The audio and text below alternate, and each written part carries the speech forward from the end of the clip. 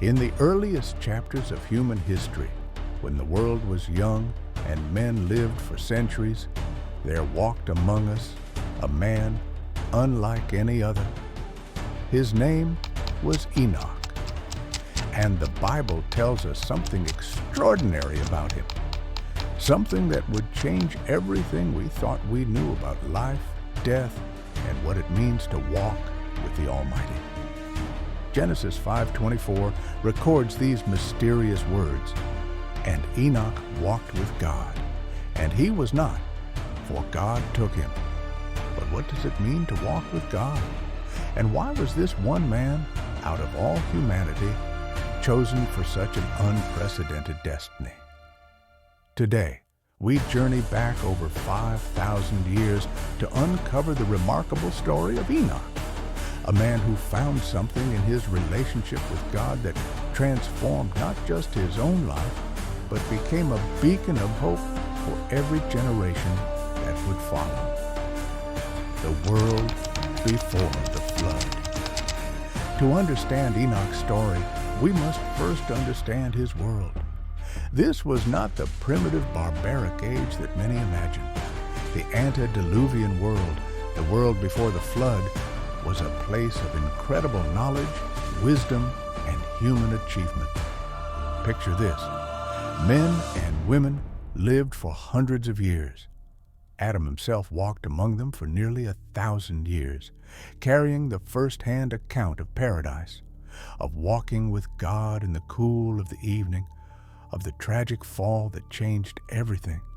For generations, 7 generations lived simultaneously on the earth.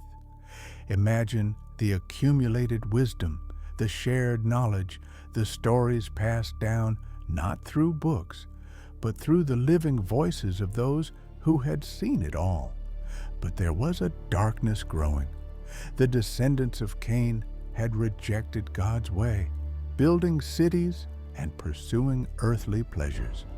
They had forgotten the Creator, and their influence was spreading like a plague. The Bible tells us that the sons of God saw the daughters of men that they were fair, and they began to intermarry with those who had rejected God's ways. The holy line of Seth, the preservers of true worship, was being contaminated. Sin was spreading across the earth like a deadly leprosy. Men's hearts were growing cold toward their Creator. The very purpose for which humanity had been created was being forgotten. Into this world of growing darkness and moral decay, a child was born who would change everything. The early years of Enoch. Enoch was born into the godly line of Seth. From his earliest days, he heard the stories that would shape his destiny. From the lips of Adam himself, he learned the dark story of the fall and the beautiful promise of redemption. Genesis 5:21 tells us that Enoch lived 65 years and begat a son. For 65 years, longer than most of us will live, Enoch walked the ordinary path of faith. He loved God. He feared God. He kept His commandments. He was one of the faithful, but not yet the extraordinary man he would become. But then something happened that would transform his life forever. He became a father. The Bible says that after his son was born, he walked with God 300 years. Something about becoming a father opened Enoch's heart to understand the heart of God in a way he had never experienced before. Can you imagine what that must have been like? Holding that tiny, perfect child in his arms, feeling the overwhelming love flood his heart, and suddenly understanding, this is how God feels about me. This is how the Creator loves His children. As Enoch gazed into his child's trusting eyes, as he felt that pure, innocent love and complete dependence, he began to comprehend the wonderful love of God through Christ. The infinite, unfathomable love of God became the subject of his meditations day and night. And here's what's beautiful about Enoch's transformation. It didn't make him retreat from the world. He didn't become a hermit or isolate himself from human responsibilities. The Bible tells us that he had a work to do for God in the world. in the family and in his intercourse with men, as a husband and father, a friend, a citizen. He was the steadfast, unwavering servant of the Lord. This is crucial for us to understand. Walking with God doesn't mean abandoning our earthly responsibilities. It means transforming them. Enoch found God not in escape from ordinary life, but in the very midst of it. What it means to walk with God. But what does it actually mean to walk with God? This phrase appears only twice in the entire Bible, once describing Enoch and once describing Noah. It's not a casual relationship.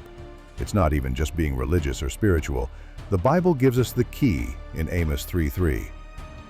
Can two walk together except they be agreed? To walk with God means to be in complete harmony with His will. It means your heart beats in rhythm with His heart, your thoughts align with His thoughts, your desires become His desires. For Enoch, this walk with God lasted 300 years, 3 centuries of unbroken fellowship with the Creator. But here's what's remarkable. As the years passed, instead of growing weary or complacent, Enoch's faith waxed stronger. His love became more ardent with the lapse of centuries. Think about that. The answer lies in understanding what true communion with God produces. Enoch was a man of strong and highly cultivated mind and extensive knowledge. He was honored with special revelations from God. Yet, being in constant communion with heaven, with a sense of the divine greatness and perfection ever before him, he was one of the humblest of men. Do you see the beautiful paradox? The closer Enoch drew to God, the more he realized his own need for God. The more revelation he received, the more humble he became. This is the mark of authentic spiritual growth. Not pride in our spirituality, but a deeper recognition of God's grace. But Enoch's walk with God wasn't easy. He lived in a world growing increasingly wicked. He watched as people around him mocked God, abandoned His ways, and pursued their own selfish desires. How did he maintain his faith in such darkness? The Bible tells us that, distressed by the increasing wickedness of the ungodly, and fearing that their infidelity might lessen his reverence for God, Enoch avoided constant association with them and spent much time in solitude, giving himself to meditation and prayer. Here's a principle we desperately need today. Enoch understood that we become like those we spend time with. If we constantly surround ourselves with faithlessness, doubt, and worldliness, it will affect our own hearts. Enoch chose his companions carefully, and he chose time alone with God regularly. To him, prayer was as the breath of the soul. He lived in the very atmosphere of heaven. What would it look like for us to live in the atmosphere of heaven while still walking on earth? What would change in our relationships, our work, our daily decisions, if we truly lived with this constant awareness of God's presence? The prophet who saw the future. Through his intimate relationship with God, Enoch received revelations that would astound us. God revealed to him the future, not just the immediate future, but events that would unfold across millennia. He saw God's purpose to destroy the world by a flood. He saw the plan of redemption. And in one of the most remarkable visions ever recorded, God carried him through the spirit of prophecy, down through the generations to the very end of time. Enoch was instructed concerning the death of Christ, and was shown his coming in glory, attended by all the holy angels, to ransom his people from the grave. Can you imagine? Thousands of years before Christ was born, Enoch saw his death and resurrection. He saw the cross, he saw the empty tomb, he saw the second coming. But Enoch also saw the future state of the world when Christ would return. He saw a boastful, presumptuous, self-willed generation, denying the only God and the Lord Jesus Christ, trampling upon the law and despising the atonement. Does this sound familiar? Enoch was seeing our world today. He was seeing a generation that would reject God's authority, mock his law, and despise the very sacrifice that could save them. This revelation transformed Enoch from a private worshiper into a public prophet. He became a preacher of righteousness, making known to the people what God had revealed to him. Here's what's remarkable. Enoch didn't just preach to the faithful. He took God's message to the very descendants of Cain who had rejected God. In the land where Cain had fled from God's presence, Enoch proclaimed the coming judgment. Jude 14 and 15 preserves Enoch's prophetic words. Behold, the Lord cometh with 10,000s of his saints, to execute judgment upon all, and to convince all that are ungodly among them of all their ungodly deeds. Enoch was fearless in his message. He preached both God's love and God's justice. He didn't soften the truth to make it more palatable. He understood that true love warns of danger. But here's what we need to understand about Enoch's ministry. It was the Spirit of Christ that spoke through Enoch. That Spirit is manifested not alone in utterances of love, compassion, and entreaty. It is not smooth things only that are spoken by holy men. Truth isn't always comfortable. Love isn't always gentle.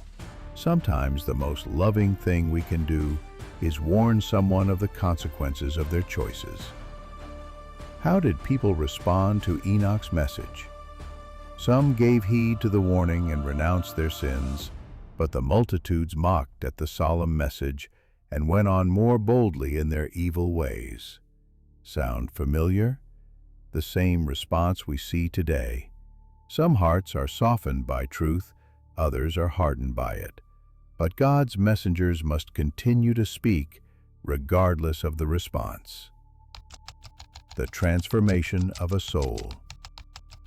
As Enoch continued his faithful walk with God, something extraordinary began to happen. His very appearance was changing. The greater and more pressing his labors, the more constant and earnest were his prayers. He continued to exclude himself at certain periods from all society. After remaining for a time among the people, laboring to benefit them by instruction and example, he would withdraw to spend a season in solitude, hungering and thirsting for that divine knowledge which God alone can impart. Here's a crucial pattern we see in Enoch's life: the balance between public ministry and private devotion. He understood that you cannot give what you don't have.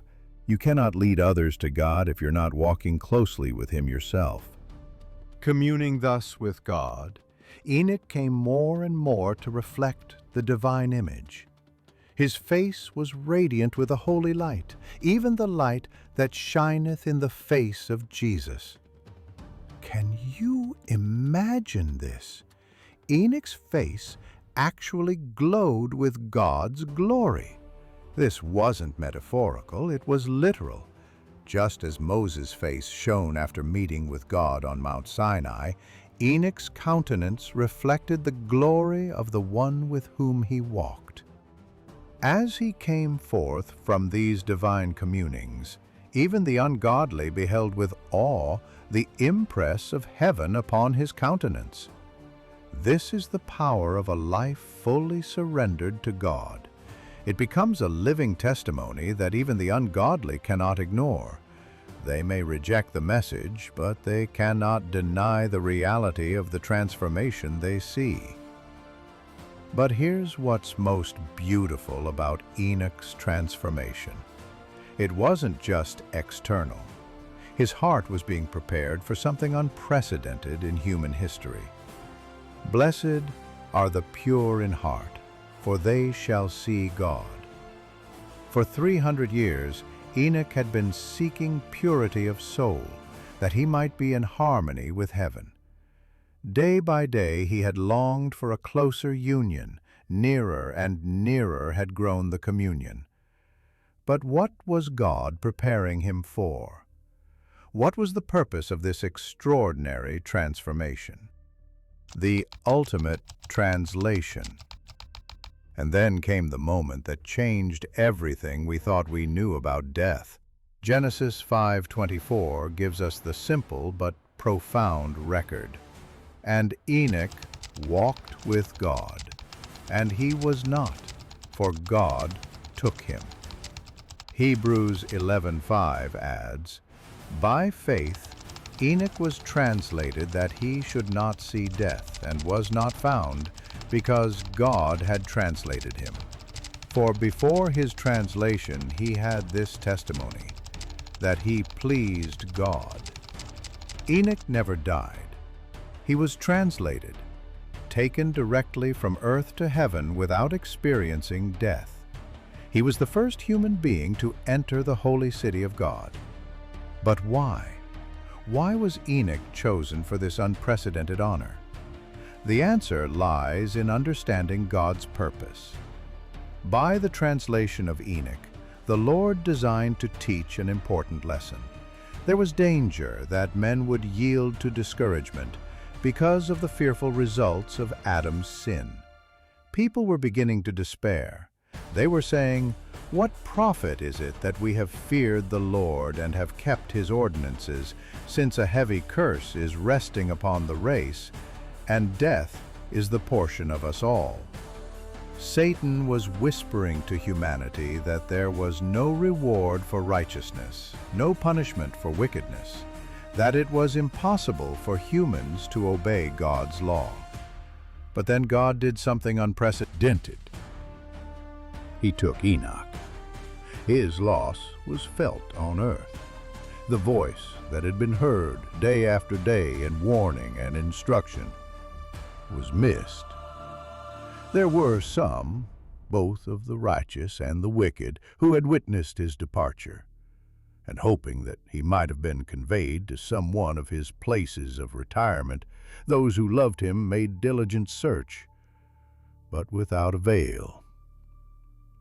They reported that he was not, for God had taken him. In Enoch's translation, God declared to all humanity, I am, and I am a rewarder of them that diligently seek me. He showed what he will do for those who keep his commandments. He proved that it is possible to obey his law, to resist temptation, to become pure and holy, even while living in a sinful world. The eternal significance. But Enoch's story doesn't end with his translation. It points forward to something even greater. The Bible tells us that the godly character of this prophet represents the state of holiness which must be attained by those who shall be redeemed from the earth at the time of Christ's second advent.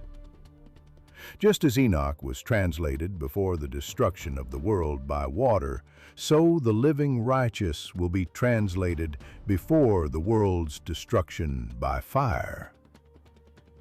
Paul writes in 1 Corinthians 15:51 through 52, we shall not all sleep, but we shall all be changed in a moment, in the twinkling of an eye, at the last trump. The trumpet shall sound, and the dead shall be raised incorruptible, and we shall be changed. Enoch's experience is not just ancient history, it's a preview of what God wants to do for his people in the last days. Like Enoch, God's people today must seek purity of heart and conformity to his will until they reflect the likeness of Christ. Like Enoch, they must warn the world of Christ's second coming and the judgments that await those who reject God's love. But here's the question that confronts each of us. What would it look like for you to walk with God the way Enoch did? What would change in your life if you had the same intimacy with God that Enoch experienced? What would be different about your relationships, your work, your daily decisions. Enoch's story tells us that this kind of relationship with God is not just possible, it's what God desires for every one of His children. It's not reserved for a special few. It's available to anyone who will seek God with their whole heart. Reflection. As we come to the end of Enoch's remarkable story, we're left with both a challenge and a promise. The challenge is this: will we choose to walk with God in our generation, the way Enoch walked with God in his? Will we seek that intimate, transforming relationship that changes not just our eternal destiny, but our daily experience? The promise is this: the same God who walked with Enoch wants to walk with you. The same transformation that made Enoch's face shine with divine light is available to every believer who will surrender their heart completely to God. Enoch lived in a world much like ours, a world growing darker, more corrupt, more hostile to God's truth. Yet in the midst of that darkness, he found a light that transformed him from the inside out. That same light is available today. That same God is calling your name. That same transformation awaits those who will choose to walk with Him. The question is not whether God is willing to walk with you. The question is, are you willing to walk with Him? If this story has touched your heart, if you've felt God's Spirit calling you to a deeper walk with Him, I encourage you to subscribe to our channel for more stories of faith that will strengthen and inspire you. Share this message with someone who needs to know that no matter how dark the world becomes, God's light still shines for those who seek Him. Next week, we'll explore another remarkable story of faith, the life of Noah and the flood, the second man in history who walked with God. You won't want to miss it. Until then, may you discover for yourself what it means to walk with God.